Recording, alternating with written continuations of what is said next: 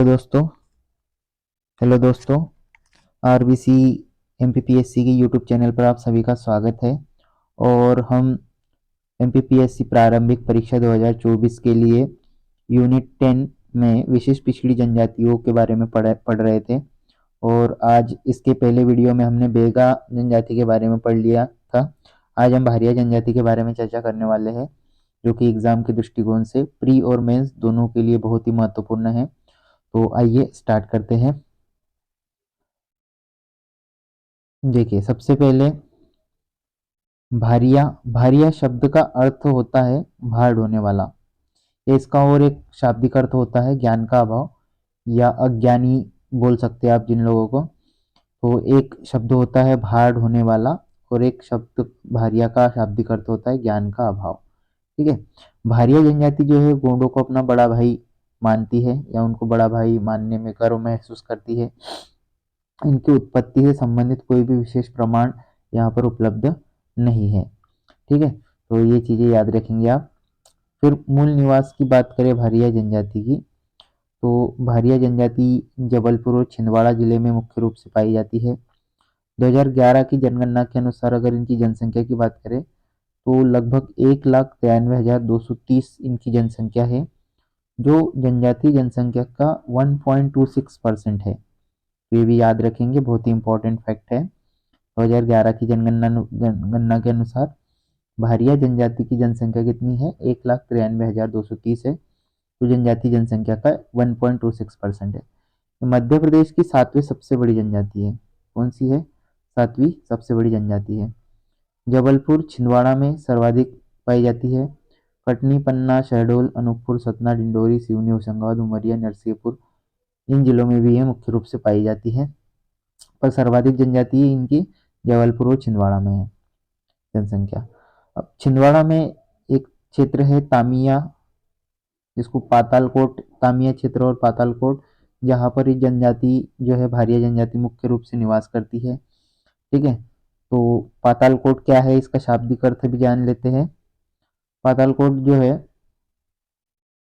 पाताल को घेरने वाला पर्वत या किला जो जमीन से लगभग 1200 मीटर की गहराई में स्थित है। पातालकोट का शाब्दिक अर्थ क्या है कि पाताल को घेरने वाला एक पर्वत या किला होता है जो जमीन से लगभग 1200 मीटर की गहराई में स्थित है। पातालकोट के कुछ दार्शनिक स्थल भी है यहाँ पे, इनको भी आप याद रख सकते हैं। पातालकोट के दर्शनीय स्थल है रातेल, कारेयाम, चिमटीमार, दूधी नदी, दूधीगायनी नदी का उद्गम स्थल भी है पातालकोट। पातालकोट की जीवन रेखा कहा जाता है दूधी नदी को। और राजा खो, ये कुछ वहाँ के जो है पातालकोट के दर्शनीय स्थल है। आगे बढ़ते हैं फिर। जनजाति, भारिया जनजाति का स्वरूप क्या है फिर? तो जैसे कि भारिया जनजाति जो है ये द्रविडियन प्रजाति की आदिम जनजाति है। कैसी जनजाति, कौन सी प्रजाति की है? द्रविडियन प्रजाति की। रसेल और हीरालाल जो विद्वान हैं उन्होंने कहा है कि भारिया और भूमिया जो है एक ही जाति के नाम है, मतलब दोनों में कोई भी भेद नहीं है। लगभग लगभग इनकी जो विशेषता है वो लगभग समान ही है और सारी चीजें जो है इनमें समानता पाई जाती है। भारिया जनजाति कोलेरियन तथा मुंडा वर्ग की जनजाति है। तो ये भी एक फैक्ट आप याद रखें, ये कोलेरियन वर्ग या मुंडा वर्ग की एक जनजाति है। ठीक है, तो तीन स्वरूप में तीन चीजें याद रखना है कि द्रविडियन प्रजाति की जनजाति है। द्रविडियन का मतलब है कि जो दक्षिण भारत में निवास करते हैं, या आपने मंदिर निर्माण की शैली पढ़ी होगी द्रविडियन शैली, द्रविड़ शैली। द्रविडियन मतलब दक्षिण भारत का हिस्सा जो निचले क्षेत्र में आता है। ठीक है, द्रविडियन प्रजाति की जनजाति है। कोलेरियन तथा मुंडा वर्ग की जनजाति भी है भारिया। आगे बढ़ते हैं फिर। शारीरिक बनावट की बात करें इनकी, तो मध्यम कद होता है इनका, छरहरा बदन होता है, श्याम वर्ण होता है। आंखें जो होती छोटी होती है, नाक, आंखें छोटी काली, नाक चौड़ी सुडौल, होठ पतले और दांत बारीक होते हैं। तो भारिया की एक विशिष्ट पहचान जो होती है, उनके निचले वाले दांत जो होते हैं, आगे की पंक्ति के जो दांत होते हैं निचले वाले, वो बहुत ही बारीक होते हैं। इससे आप मतलब उनको पहचान सकते हो कि वो भारिया जनजाति है। ठीक है, आगे बढ़ते हैं फिर। खान पान की बात करते हैं, तो सॉरी, रहन सहन और खान पान। तो भारिया के मकानों को ढाना कहते हैं। तो ये चीज़ इंपॉर्टेंट है, इसको याद रखें कि भारिया के मकानों को ढाना कहते हैं। भारिया पुरुष जो होते हैं धोती कुर्ता बड्डी पहनते हैं, सिर पर साफा बांधते हैं या पग बांधते हैं।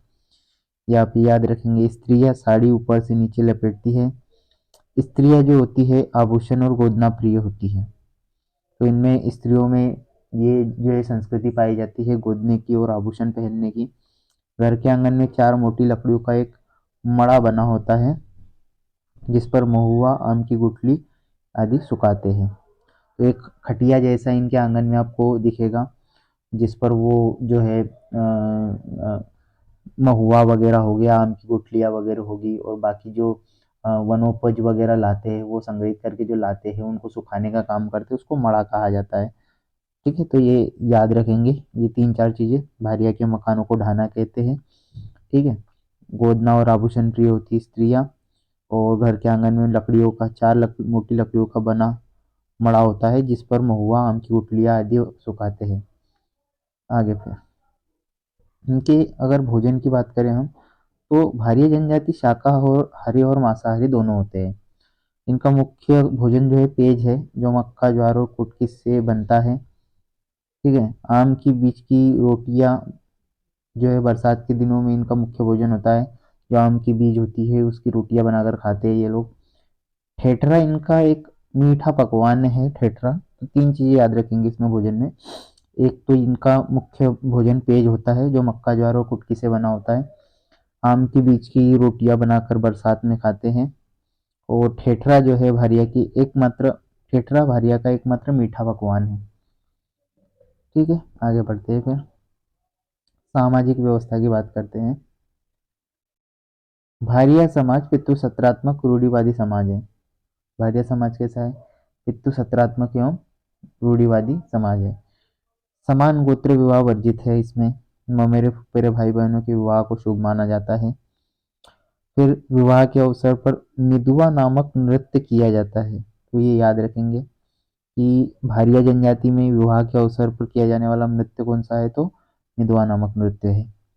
फिर भारियाओं में ससुर को सॉरी भारिया में ससुर को मामा कहा जाता है। ससुर को मामा कहते हैं। ससुर को अगर वो ससुर कहते हैं तो वो उसको मतलब ऐसा हे की दृष्टि से देखा जाता है उसको। दुल्हन मूल्य प्रचलित है। वधु मूल्य जिसको बोलते हैं हम, 6 से 12 रुपए तक होता है वधु मूल्य। ठीक है, तो सामाजिक व्यवस्था याद रखिए। पितृ सत्रात्मक रूढ़िवादी समाज, समान गोत्र में विवाह नहीं करते। ममेरे फुफेरे भाई बहनों में विवाह को शुभ माना जाता है। विवाह के अवसर पर मिदुआ नामक नृत्य किया जाता है। भारिया जो है अपने ससुर को मामा कहकर पुकारते हैं। वधु मूल्य 6 से 12 रुपए होता है। आगे फिर इनके विवाह के पद्धतियों की बात करें तो भारिया में 4 प्रकार के विवाह होते हैं। मंगनी विवाह, लमसेना विवाह, राजीबाजी विवाह और विधवा विवाह। तो ये मंगनी विवाह मंगनी विवाह की कुछ प्रथा है। घर झड़ाई, चिन्हारी, दुल्हन ढुलाई तथा वाद छुड़ाना।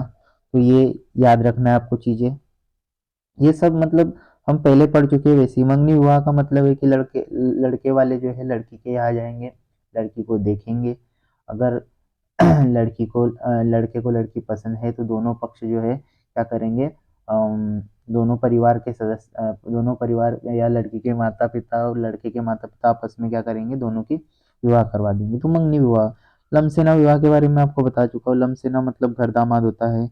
अगर कोई अम, अगर कोई वर पक्ष जो है वधु मूल्य चुकाने में असमर्थ रहता है तो वो क्या करता है, अपने ससुराल में रहकर जो है 1 साल 2 साल अपनी सेवाएं देता है। जब तक कि वो वधु मूल्य चुकता नहीं हो जाता तब तक उसको अपने ससुराल में रहना पड़ता है। तो वो कौन सा विवाह है? लमसेना विवाह।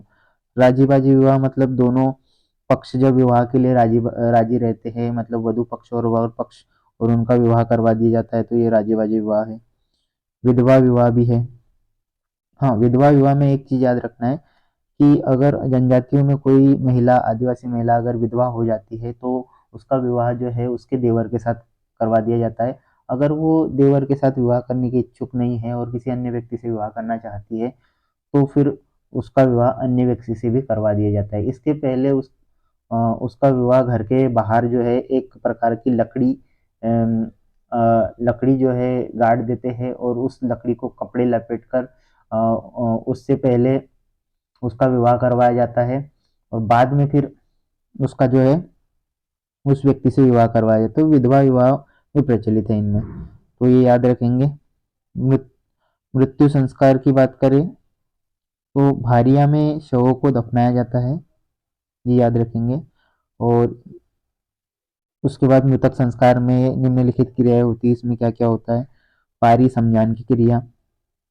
देखो पारी समझान की क्रिया क्या होती है, जैसे जब भारिया में किसी की मृत्यु हो जाती है तो उसको दफनाने के लिए गड्ढा खोदा जाता है, और गड्ढा खोदने के लिए बहुत सारे कुदाल फावड़ा ऐसे कुछ चीजें ले जाई जाती है।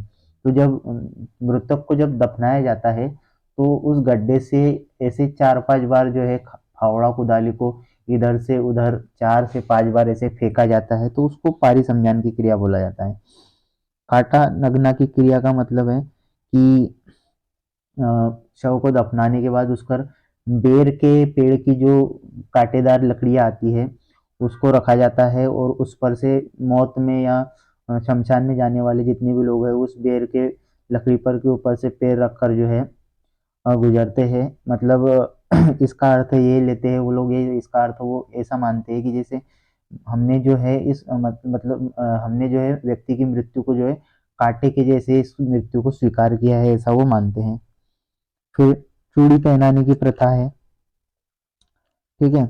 और गामी रोटी की प्रथा, तो ये भी याद रखें। गामी रोटी की प्रथा मतलब वही जो मृत्यु के बाद 11वें दिन 16वें दिन, हाँ, किया जाता है मृत्यु भोज वगैरह सारे रिश्तेदारों को बुलाकर, तो वो एक साल में कभी भी करती है जनजातियां, तो उसको गामी रोटी की प्रथा बोला जाता है, ठीक है। चूड़ी पहनाने की प्रथा की अगर हम बात करें तो चूड़ी पहनाने की प्रथा का मतलब है कि किसी किसी महिला के पति की अगर मृत्यु हो जाती है तो तीसरे दिन जो है उसको मतलब चूड़ी पहनाई जाती है, और उसका मतलब अगले विवाह के लिए उसको उसके देवर के साथ या किसी अन्य पुरुष के साथ उसको विवाह करने की मंजूरी वहां पे दी जाती है। तो ये चूड़ी पहनाने की प्रथा है, तो आप इसको याद रखेंगे।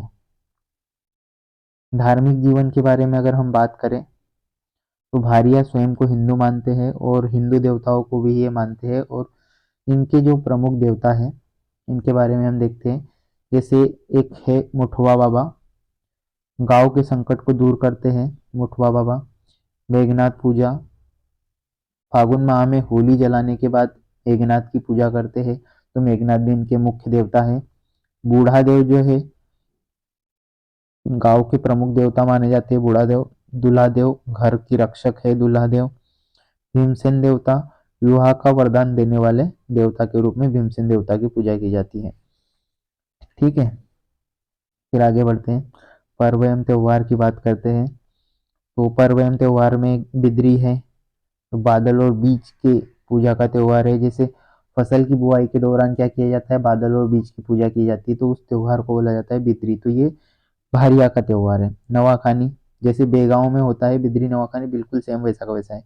फसल कटने के बाद मनाया जाता है, जैसे नई फसल कट के आ जाती है तो भारिया की ऐसी मान्यता है कि उस फसल का जो पहला भोग जो है वो अपने पितरों को या फिर भगवान या उनके देवताओं को चढ़ाया जाए, तो उसके लिए वो नवाखानी त्योहार मनाते हैं।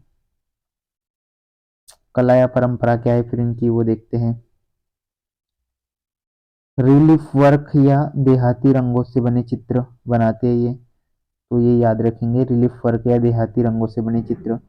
मंगरोहन, मगरोहन क्या है, तो लकड़ी से बनी कलाकृतियां होती है, जैसे जैसे लकड़ी से जैसे सूरज जैसी कलाकृतियां, विभिन्न प्रकार की ऐसी लकड़ी से बना ही कलाकृतियां बनाते हैं, तो उसको मगरोहन कहा जाता है, ठीक है। आगे फिर गुदना की बात करें तो गुदना जो है स्त्रियों का एक प्रिय आभूषण माना जाता है भारियाओं में, और ये अपने मस्तक पर भोग के बीच ओम के आकार का चिन्ह गुदवाते हैं, जिसे चूल्हा कहते हैं। हम जो चूल्हा जो है हम अलग मानते हैं, लेकिन ये जो मस्तक पर ओम के आकार का इस प्रकार से ओम के आकार का कुछ गुदवाते हैं, जिसे वो चूल्हा कहते हैं। पातालकोट में गुदना ओझा महिलाएं गोदती है। पातालकोट में जो गुदना का काम करती है वो ओझा महिलाएं करती है, जबकि गोंड में और बेगांव में बदनिक लोग जो है वो गोदना का कार्य करते हैं, तो ये भी याद रखेंगे। अन्य नृत्य की बात करते हैं फिर, तो इनके दो नृत्य है, एक भड़म नृत्य और एक सैतम नृत्य। तो भड़म का अन्य नाम भगम भी है या गुन्नु नृत्य भी बोलते हैं इसको। ये विवाह के अवसर पर एक समूह नृत्य है जो पुरुषों द्वारा किया जाता है। तो भड़म का अन्य नाम भगम है या गुन्नु नृत्य भी है, विवाह के अवसर पर किया जाता है, एक समूह नृत्य है और पुरुषों द्वारा किया जाता है। ये खासकर ये याद रखो आप, पुरुषों द्वारा। फिर सेतम नृत्य क्या है, ये महिला द्वारा किया जाता है, महिलाओं के एक समूह द्वारा। एक पुरुष जो है घेरे के बीच ढोलक बजाता है तो चारों तरफ महिलाएं क्या करती है, नृत्य करती है। तो मतलब सैतम जो है ये महिला प्रधान नृत्य है, ये आप याद रखिए। और भड़म जो है पुरुष प्रधान नृत्य है, पुरुषों के समूह द्वारा किया जाता है। इसमें लगभग 20 से 60 पुरुष होते हैं, इसमें भड़म में। तो ये आप याद रखेंगे आगे बहुत। अब इनकी बोली के बारे में अगर हम बात करें तो भरनोटी या भटियारी भारियों की मूल बोली है। भरनोटी या भटियारी, ये द्रविडियन मुंडा परिवार की बोली है। कौन से परिवार की बोली है, द्रविडियन मुंडा परिवार की। फिर है युवा ग्रह की बात करें तो इनके युवा ग्रह को रंगभंग कहा जाता है, जहाँ पे युवक और युवतियाँ जो है विवाह से पूर्व क्या करते हैं, एक दूसरे के को समझते हैं, एक दूसरे के बारे में जो है जानते हैं, फिर उसके बाद विवाह करते हैं। तो इनकी युवा ग्रह को रंगभंग कहा जाता है। आर्थिक स्थिति के बारे में बात करें तो भारिया जो है दहिया खेती करते हैं, जो झूम की खेती करते हैं भारिया, उनको दहिया कहा जाता है। इसके अलावा ये वनोपज और जड़ी बूटी वगैरह भी संग्रह का कार्य करते हैं। ठीक है। इसके अलावा अभी हाल ही में जो है मध्य प्रदेश सरकार द्वारा जो है देवबहरी घास जो है, घास से बनने वाले झाड़ू को जीआई टैग दिया गया है, मतलब जीआई टैग के लिए आवेदन किया गया है। तो इसको याद रखेंगे। देवबहरी घास से कुछ भारिया जनजातियां जो है झाड़ू का निर्माण करती है, और ये झाड़ू जो है वैश्विक स्तर पर बहुत ज़्यादा इस प्रसिद्धि मिली है इसको, इसलिए सरकार द्वारा इसके जीआई टैग के लिए मांग की जा रही है और इसके लिए आवेदन किया गया है। तो आप इसको याद रखेंगे, देवबहरी घास। ठीक है। तो आगे बढ़ते हैं। पंचायत, ये पंचायत की बात करें हम तो देखिए, पंचायत की बात तो पंचायत में 5 पंच होते हैं। इनमें एक होता है पटेल जो गांव का मुखिया कहलाता है। भूमका, भूमका जो होता है ये तंत्र मंत्र जानने वाला है, जादू टोना वाला व्यक्ति होता है। फिर तीसरा व्यक्ति परिहार होता है। कोटवार होता है जो चौकीदारी वगैरह का काम करता है, और इसमें एक गांव का वयस्क या वृद्ध व्यक्ति होता है। तो 5 लोगों से मिलके, 5 पंचों से मिलके इनकी पंचायत होती है। गांव का मुखिया पटेल कहलाता है। भूमका जो होता है तंत्र मंत्र जानने वाला व्यक्ति होता है। परियार होता है, कोटवार होता है, और गांव का एक वृद्ध व्यक्ति होता है। तो दोस्तों ये था आज हमारा भारिया जनजाति के बारे में वीडियो। तो आई होप आपको ये वीडियो अच्छा लगा होगा, और अगर वीडियो अच्छा लगे तो इस वीडियो को आप शेयर करें, चैनल को सब्सक्राइब करें, लाइक करें और अपने सुझाव कमेंट में ज़रूर बताएं। धन्यवाद।